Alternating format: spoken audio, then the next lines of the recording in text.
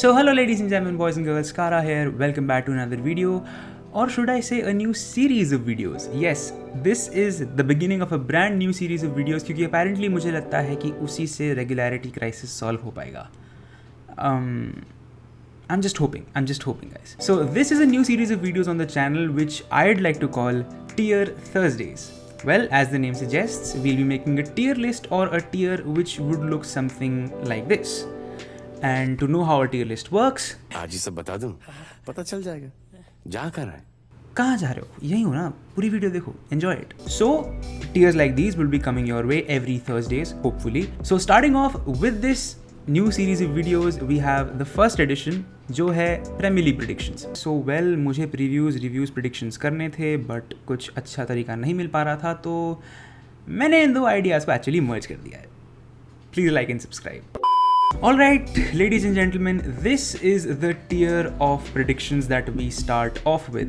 काफ़ी सिंपल है समझ पाना इस tier को.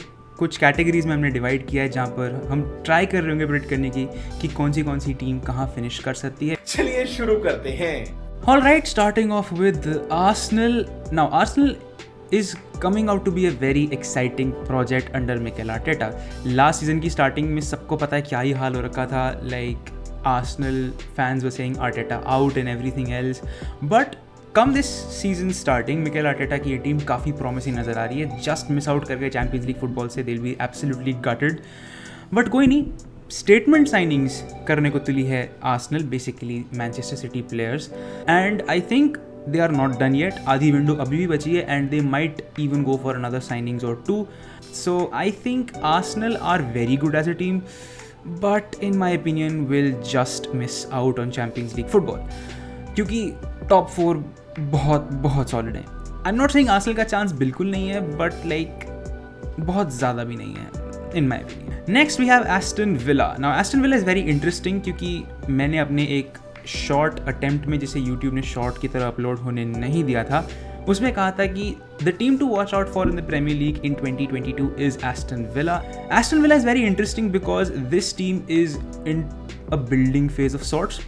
एक काफ़ी स्ट्रॉन्ग फाउंडेशन बना लिया है स्टीवन जेरार्ड के आने के बाद इमीडिएट इफेक्ट से. व्हाट आई थिंक इज़ जिस तरह का बिजनेस विला ने इस साल और पिछले लाइक 6-8 महीने में किया है, जिस तरह का स्टाइल ऑफ प्ले विला खेल रही है, जिस तरह का इंटेंट विला के ओनर्स दिखा रहे हैं इस क्लब को आगे लेके जाने में, it will really help them. I'd say they will still finish mid table, though अभी उतनी अच्छी या बड़ी I mean say competent squad नहीं हुई है कि वो टॉप 6 के लिए कम्पीट कर सकें. नेक्स्ट सीजन वो ट्राई कर सकते हैं. इस season there is a slight chance in my opinion कि they grab a spot for Conference League football. Next up we have newly promoted Bournemouth. Becoming a newly promoted club is definitely a very difficult thing क्योंकि आपको survival का challenge होता है. आप top clubs के बीच में आते हैं, आप दुनिया की बेस्ट लीग में शिरकत करने वाले हैं. उसके लिए आपको डेफिनेटली कुछ स्ट्रॉन्ग प्लेयर्स की ज़रूरत होती है जो कि उतनी ज़्यादा बोर्नमथ में अभी नहीं दिखी है.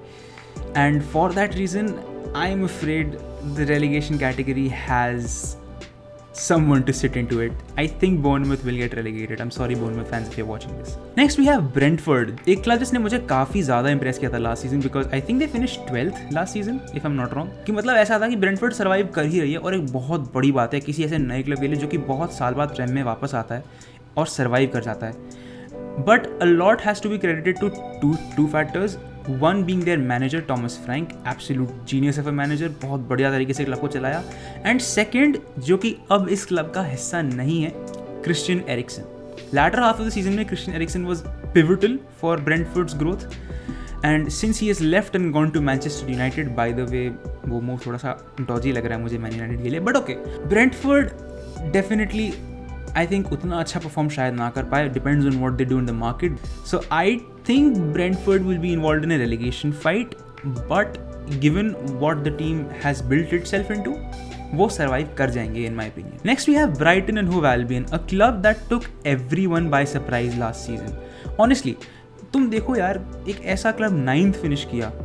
If I'm not wrong, Brighton finished 9th last season. So yeah, Brighton finished 9th last season, as I just checked from Google.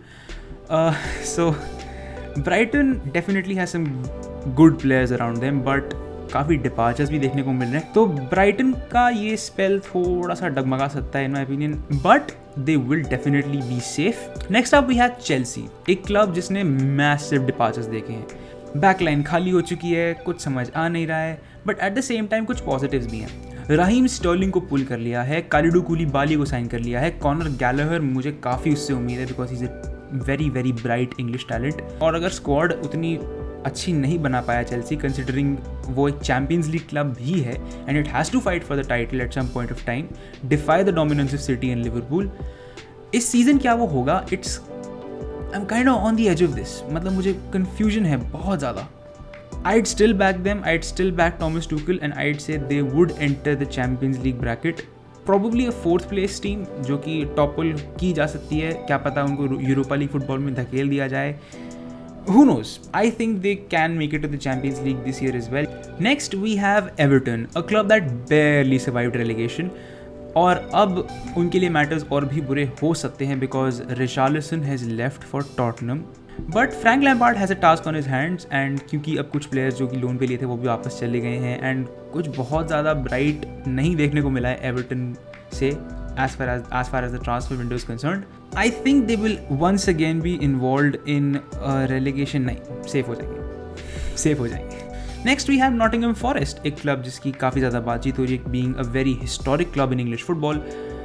It has won 2 Champions Leagues if I am not wrong, and इतने सालों बाद प्रेम में वापसी एक बहुत बड़ी बात है जो कि लाइक लिटरली आई थिंक वो एक्सपेक्ट भी नहीं कर रहा था half way through the season. बहुत कमाल की मैनेजमेंट नॉटिंघम फॉरेस्ट ने दिखाई है, बहुत अच्छा मैनेजमेंट ऑफ प्लेयर्स दिखाया है, कुछ प्लेयर्स का आना जाना भी नॉटिंघम फॉरेस्ट में अभी लगा हुआ है, so that is something which is interesting, but at the same time it's a newly promoted club, we don't know what to expect from a lot of players, so I think Nottingham Forest will be relegated. They are a club to watch out for definitely कि क्या ये लोग नहीं वो fight दिखा पाएंगे जिस तरह से उन्होंने latter half the championship में भी दिखाई थी।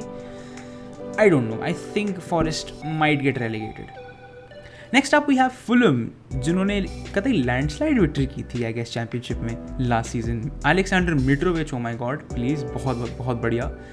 And some signings here and there, mini signings here and there, कुछ ज़्यादा बहुत बड़ी नोटेबल साइनिंग नहीं की है इन लोगों ने, but still the way Fulham are, I think they would not be definitely relegated, I would say they would be involve in relegation fight, तो उन्हें लड़ना पड़ेगा प्रीमियर लीग में सर्वाइवल के लिए। That's what I think. Next up we have Leeds United with a new manager जो कि सिर्फ यूएस के ही बंदे रिक्रूट कर रहा है वो, क्योंकि वो खुद यूएस से। Yeah, I think there's probably a stigma. Leeds United ने लास्ट टाइम भी जैसे तैसे अपने आप को बचाया, बट इस बार बचाना बहुत मुश्किल होगा। वो इसलिए क्योंकि बहुत बड़े बड़े 2 डिपार्चर्स इन्होंने भी झेले हैं, that is Raphinha going to Barcelona and Calvin Phillips to Man City. What a steal by the way.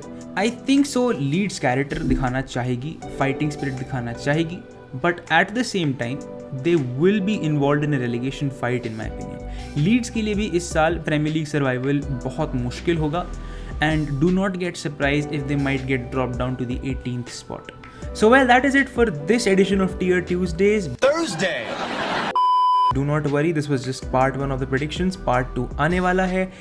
I was just trying to make you all familiar with this format, which I found very interesting of making videos, sharing views. Do not worry, इसका part 2 आएगा, ज़रूर आएगा, और किसी का आया हो या नहीं आया हो, इसका ज़रूर आएगा. Until then, make sure if you liked the video, consider hitting like or dislike, and consider hitting subscribe if you are liking the overall content on the channel. Until then, wait for part 2. Stay tuned. This is Kara signing off. Thanks for watching.